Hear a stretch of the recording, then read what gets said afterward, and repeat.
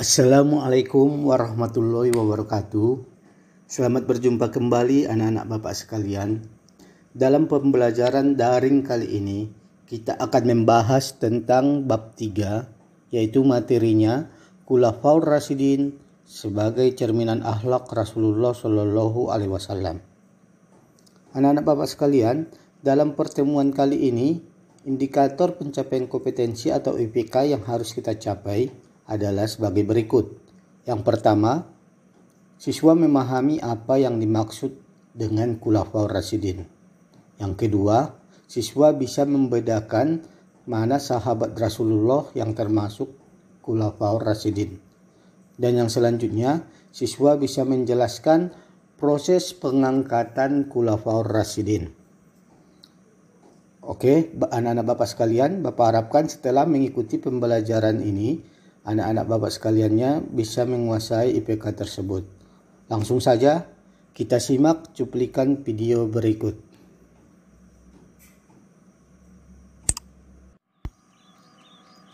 Ayah, kemarin guru ngaji Dapi pernah menjelaskan tentang Khulafaur Rasyidin. Tetapi kebetulan waktu itu udah habis waktu ngaji dan menjelang maghrib, jadi belum sempat dijelaskan. Ayah tahu nggak bagaimana itu tentang Khulafaur Rasyidin? Ayah tahu tentang Khulafaur Rasyidin. Seperti yang pernah ayah baca dalam buku, Khulafaur Rasyidin itu gabungan dari dua kata, yaitu khulafa dan rasyidin. Secara bahasa, khulafa adalah jamak dari kata khalifah yang artinya pengganti. Sedangkan kalau ar-rasyidin adalah jamak dari ar-rasyid yang artinya orang yang mendapat petunjuk. Jadi secara bahasa Khulafaur Rasyidin itu artinya para pengganti yang mendapat petunjuk. Ya, betul. Pintar anak Bapak. Nah, secara istilah Khulafaur Rasyidin itu memiliki pengertian para pengganti dan penerus kepemimpinan Islam setelah wafat Rasulullah Shallallahu Alaihi Wasallam. Nah, sahabat Rasul itu yang menjadi Khulafaur Rasyidin ada 4 orang. Yang pertama adalah Abu Bakar As-Siddiq, Umar bin Khattab, Utsman bin Affan, dan Ali bin Abu Thalib. Silsilahnya ada di buku. Nanti malam Bapak ayah jelaskan bagaimana tentang Khulafaur Rasyidin itu satu persatu. Ayah sekarang udah selesai sarapan, sekarang ayah mau berangkat kerja dulu ya. Nanti malam ingatkan ayah sebelum tidur, kita akan belajar tentang Khulafaur Rasyidin agar paham tentang penjelasannya nanti. Oke? Ayah, bagaimana cerita tentang Khulafaur Rasyidin itu? Tapi penasaran. Tolong dijelaskan sekarang ya. Ketika Nabi Muhammad meninggal pada tanggal 8 Juni 632 Masehi bertepatan dengan 12 Rabiul Awal tahun 10 Hijriah di Madinah, Nabi Muhammad tidak menjelaskan proses pengganti kepemimpinan umat Islam, sehingga ketika pada waktu itu terjadilah selisih paham antara kaum Muhajirin dan kaum Ansor karena mereka masing-masing merasa berhak untuk menjadi pemimpin di kalangan umat Islam sebagai penerus kepemimpinan Rasulullah Shallallahu Alaihi Wasallam.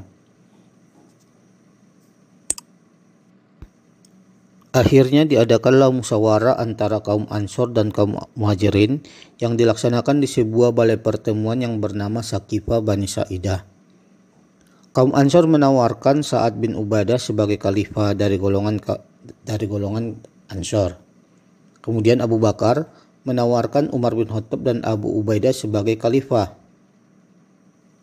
Abu Bakar menjelaskan bahwa kaum Muhajirinlah yang lebih pantas menjadi khalifah karena kaum Muhajirin sudah diistimewakan oleh Allah Subhanahu wa taala sejak pertama munculnya Islam di kota Mekkah. Kaum Muhajirinlah yang menemani Nabi Muhammad hijrah dari Mekkah ke Madinah. Lantas siapa yang akhirnya terpilih jadi khalifah ya? Ketika Abu Bakar As-Siddiq mengusulkan Umar bin Khattab menjadi khalifah dari golongan kaum Muhajirin, ternyata Umar menolak usulan tersebut. Dan Umar mengatakan bahwa yang lebih berhak dan lebih pantas menjadi khalifah adalah Abu Bakar As-Siddiq. Dan setelah musyawarah, akhirnya semuanya setuju bahwa yang menjadi khalifah yang pertama dalam golongan Khulafaur Rasyidin adalah Abu Bakar As-Siddiq. Emang apa alasannya, Pak? Kenapa Abu Bakar itu lebih berhak daripada golongan atau sahabat dari golongan Al-Ansor sama Muhajirin? Alasannya karena yang pertama, Abu Bakar adalah orang yang pertama sekali mengakui peristiwa Isra Mi'raj Nabi Muhammad SAW.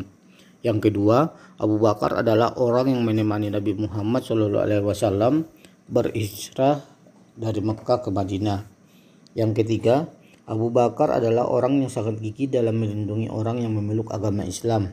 Dan yang keempat, imam sholat sebagai pengganti Nabi Muhammad ketika beliau sedang sakit. Oh, itu alasannya ya. Kemudian berapa lama Abu Bakar memerintah?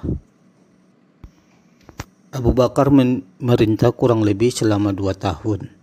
Dan prestasi yang dicapai oleh Abu Bakar ketika pemerintahan yang singkat itu diantaranya memerangi kaum pembangkang dan yang mengaku sebagai nabi atau memberantas nabi palsu. Kemudian mengadakan kodifikasi Al-Quran dan yang selanjutnya adalah perluasan wilayah Islam. Oke nak, ayah sudah lelah, mau istirahat, kamu juga harus istirahat. Sekarang kamu cuci kaki dan gosok gigi dan silakan tidur agar besok tidak terlambat bangun. Oke?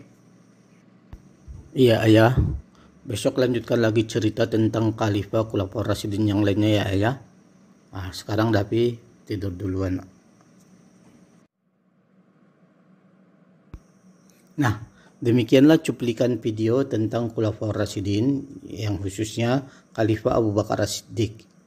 Setelah menonton video singkat tersebut, Bapak harapkan anak didik Bapak atau siswa-siswi sekalian untuk pendalaman materinya silakan jawab soal-soal di akhir video ini. Kemudian japri ke WA Bapak atau kirim langsung ke WA grup di kelas 7. Oke, demikian saja untuk pembelajaran kali ini. Insya Allah akan kita lanjutkan minggu depan. Billahi taufiq wal hidayah. Assalamualaikum warahmatullahi wabarakatuh.